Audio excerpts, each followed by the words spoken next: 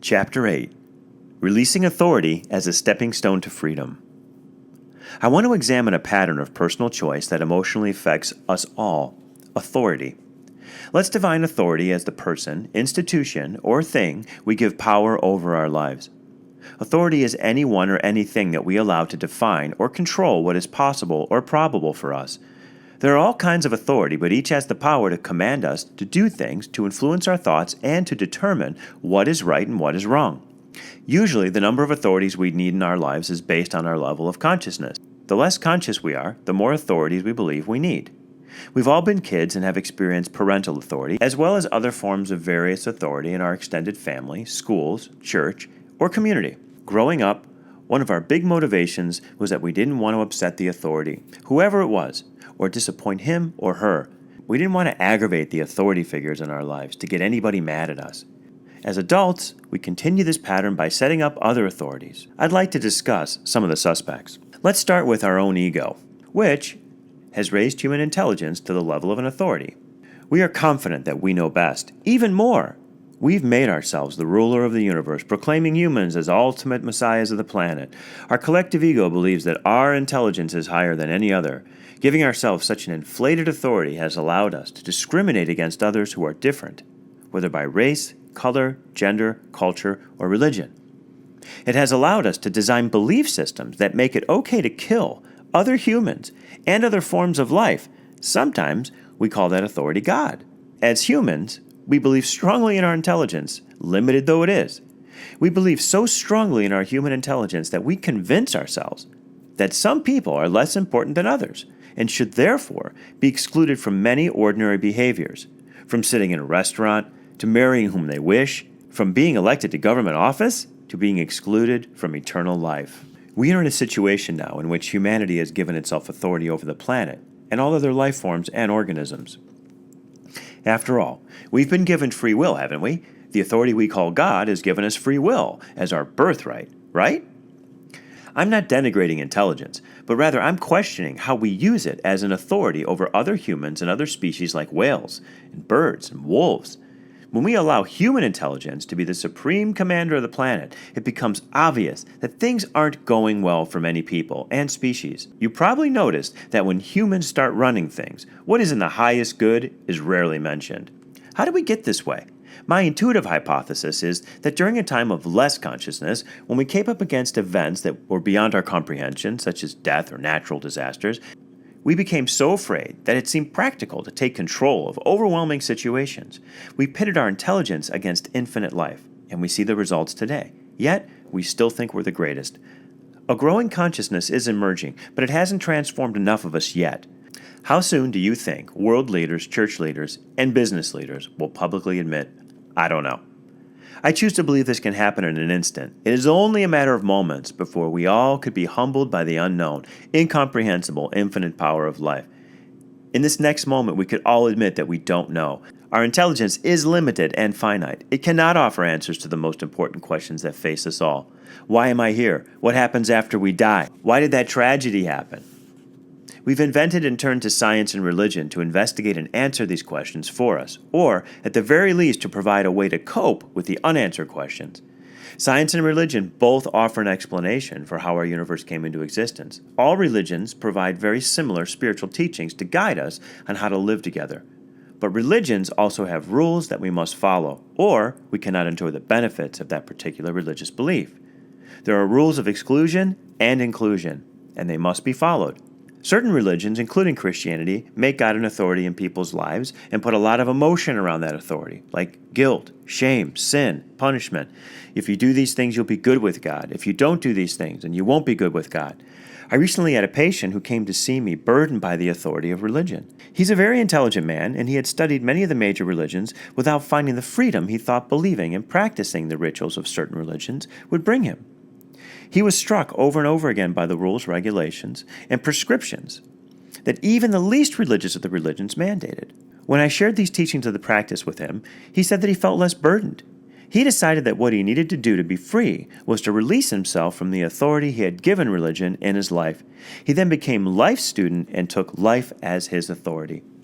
Most of our standard authorities, such as religion and science, were initially created during a time when humanity was in a state of deeper unconsciousness. We needed more absolute authorities that would keep more of us from harming each other.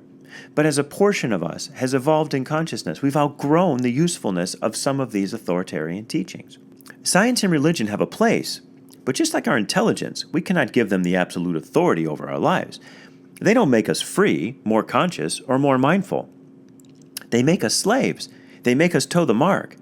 Although we're no longer children, we still don't want to upset or disappoint the authorities in our lives. How can we grow to be truthful when we don't want to upset an authority figure? How can we tell the truth when those emotions around authority are at stake? Don't want to make it worse. Don't want to aggravate anybody. Don't want to be rejected. I don't want them to not like me. It's natural to react this way when we're ignorant of or not conscious of our true power. As we aspire to higher levels of intuitive truth, I can honestly tell you that you won't care what any perceived authority thinks of you. Authority always thinks it's right, but what it thinks is right may not be right for you. We all know people who do not let science or religions control their lives. Society thinks of them as oddballs or radicals. What must they base their lives on, we wonder? Those people have most likely become students of life. They have found that it is possible to live a peaceful life, full of love, acceptance, and compassion, without using religion, science, or their own personal or collective intelligence as an authority. Without that triumvirate of authority, they can be moved instead by what is beyond their comprehension, life. As a result, they are more willing to do what is in the highest good for all. They are more open to being guided by the divine order of life. They are more free to do God's will, and they are not so hooked by whether or not others accept them. Another big authority that most people realize has power over them is possessions. To a large degree, our possessions control our lives. They can be handcuffs on your soul. The need or wish or drive to acquire things is, again, a man-made authority.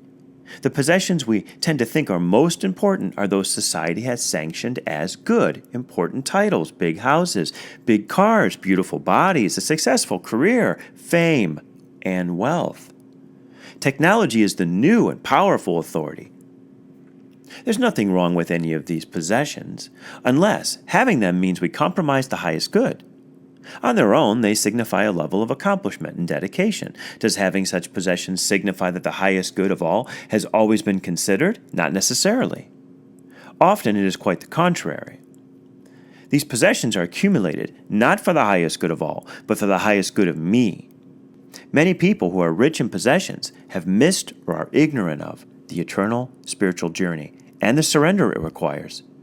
They remain slaves to the authority of what they believe are their own accomplishments and the rewards those accomplishments have produced, their possessions. They have reached a false pinnacle and become complacent.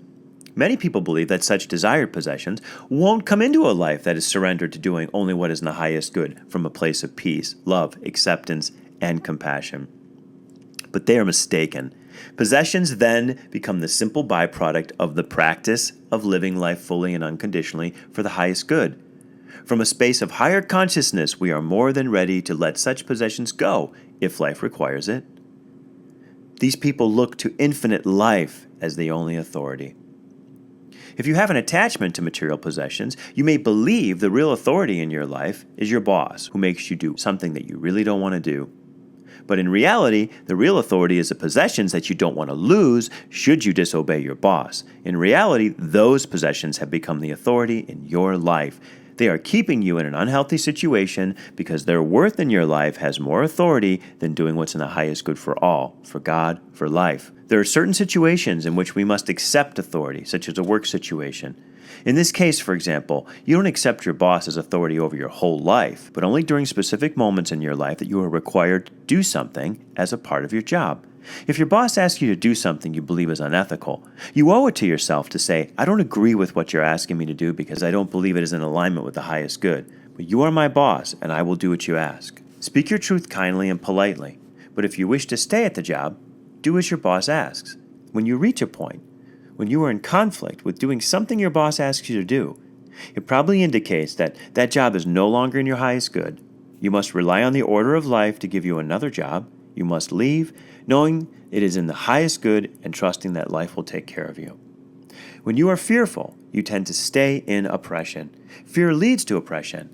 If you aren't full of fear, then you will go with what's in the highest good and say to your boss, I believe what you are asking me to do is unethical. Is there another way to do it? Give your boss the opportunity to think about what's in the highest good.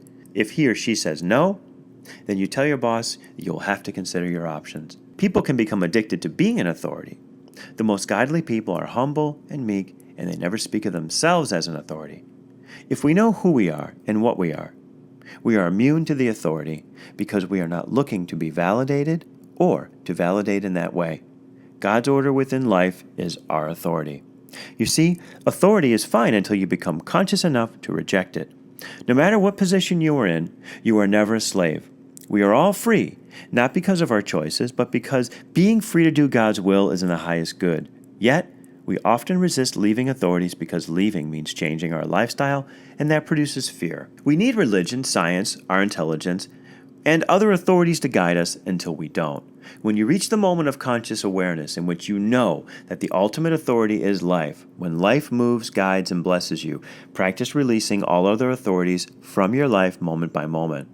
True freedom comes from releasing our attachment to things we think we need or deserve or have worked hard to get. We need to rethink free will and personal choice as our operating systems. I've come to a point that I really don't care if anyone likes me or not. It doesn't concern my daily activities or my life whether or not someone likes me. When you come to a place of complete love and acceptance, that game is over. You won't get into conversations with people wondering what you might say that will upset them. You will be authentic to the truth in every moment of your life to the best of your ability. At the same time, you will be deeply grounded in a space of love and acceptance. There is and forever will be only one authority in my life, the divine order of life and the unconditional loving force behind it I call God. Through life, God loves me unconditionally. If this were not so, I would cease to exist. Being in alignment with life is my eternal goal. Unconditional love and acceptance are the tools I use to stay out of my own way. The result is deeper peace. Take an honest and serious look at the many powerful authorities in your life. Evaluate them honestly. Crank up your intuitive knowing and allow life to direct you. Your greatest freedom will come when you make life your only authority. I have an organizational structure in my practice, but there are no bosses. I am a steward of God's creation. We are committed as a group to doing what is in the highest good. We want everyone to be free to do that with us. Those that are ready to be in that space, stay, and inevitably, those that are not, leave on their own accord or are politely asked to. When you are at peace with life and you no longer need to continually look to appease others who were once in authority, you have begun to trust life. It's important to always remember that you are free, that you do not have to stay in oppression and be a slave to it. Only you can decide, but we all know intuitively what is in the highest good.